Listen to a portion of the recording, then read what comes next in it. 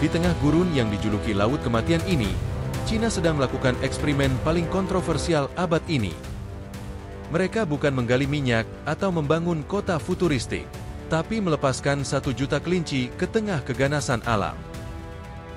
Ini bukan kesalahan logistik. Ini misi terencana. Pemerintah Cina mengklaim ini solusi revolusioner untuk mengubah gurun menjadi oasis. Tapi para ilmuwan barat menjulukinya kiamat ekologis dalam gerak lambat.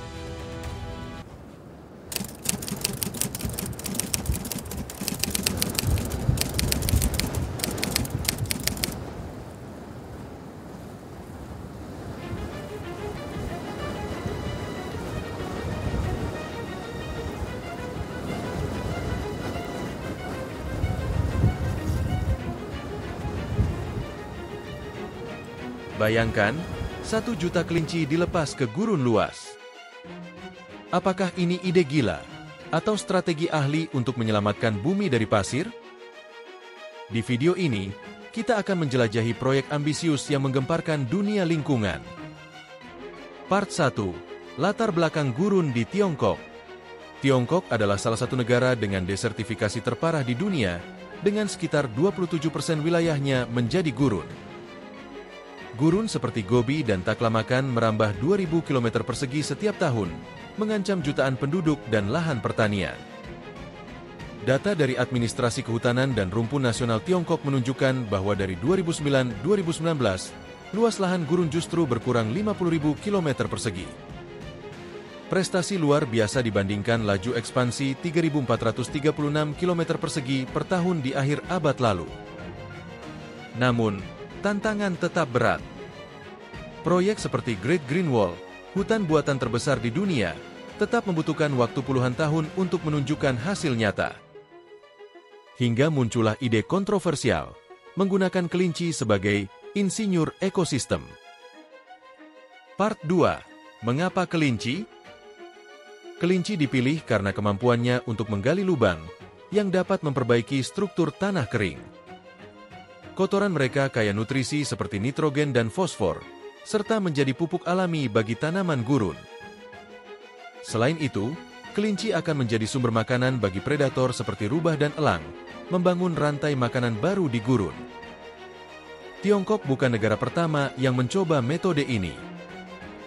Australia pernah memperkenalkan kelinci untuk memerangi tanah infertilitas di pertengahan abad ke-20, namun proyek itu gagal total karena kelinci liar akhirnya membabat habis ekosistem lokal.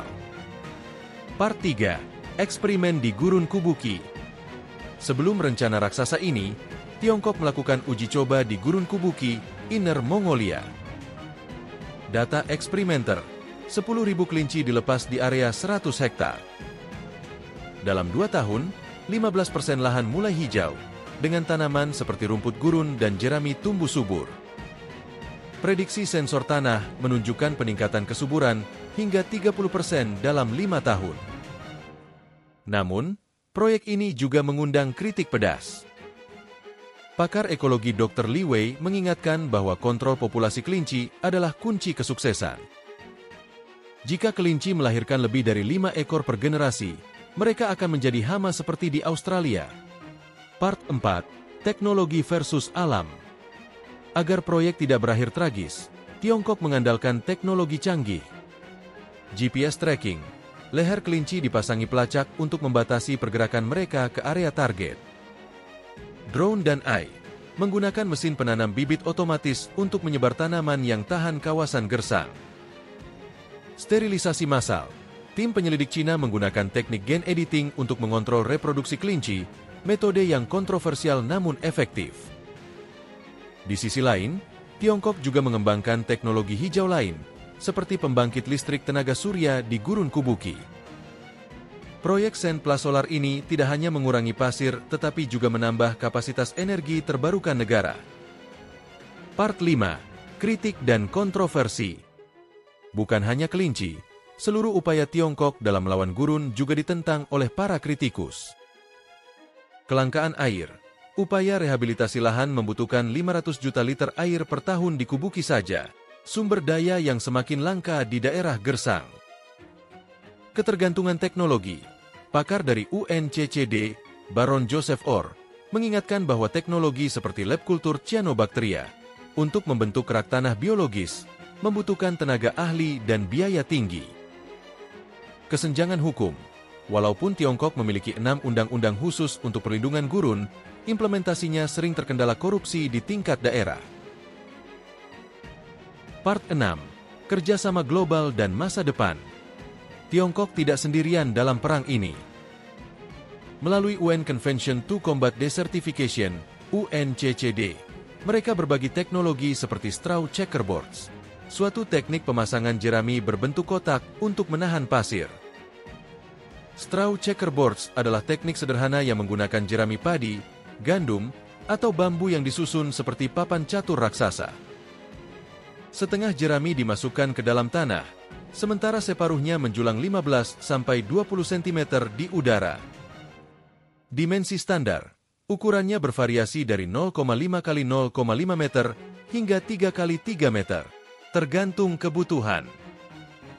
Material, tahan lama selama 2-3 tahun sebelum terurai secara alami.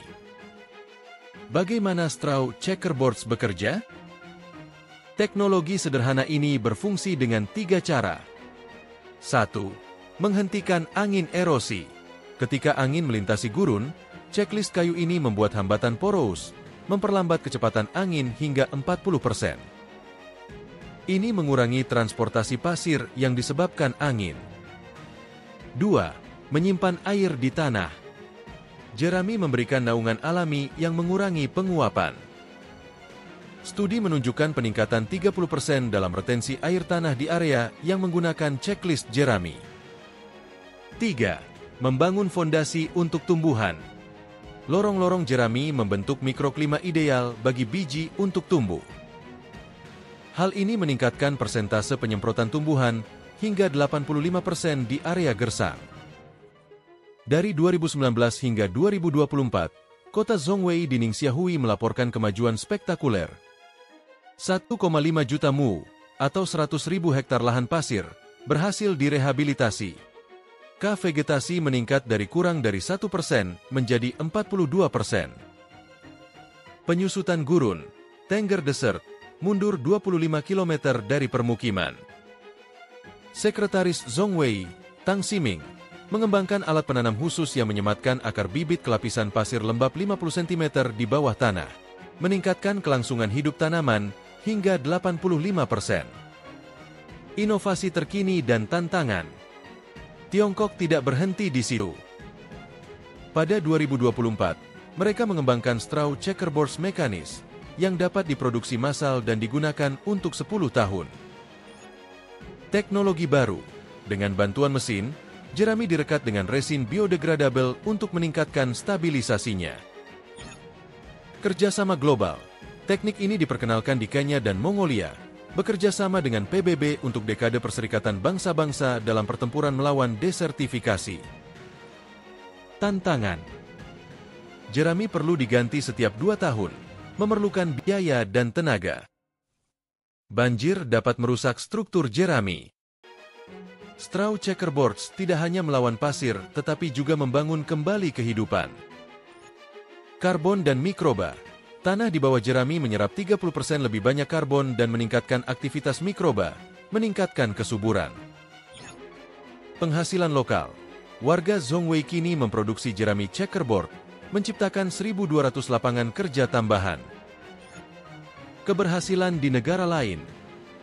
Ethiopia menerapkan teknik Tiongkok di Gurun Sahel, menghasilkan 120.000 hektar lahan hijau baru sejak 2018. Uzbekistan bekerja sama untuk memulihkan Danau Aral, yang luasnya berkurang dari 67.000 km persegi, 1960, menjadi hanya 6.000 km persegi, 2020. Menghadapi 2030, Tiongkok menargetkan 12,4 juta hektar lahan gurun direhabilitasi, dengan 70% dari proyek ini berbasis teknologi Senpla Solar. Part 7. Fenomena dan pertanyaan terbuka. Pertanyaan besar tetap ada. 1. Apakah kelinci ada di sisi hijau teknologi? 2. Bagaimana Tiongkok mengatasi keluhan warga lokal yang merasa terganggu oleh proyek-proyek besar? 3. Apa dampak jangka panjang penggunaan kelinci terhadap spesies asli seperti jerapah gurun?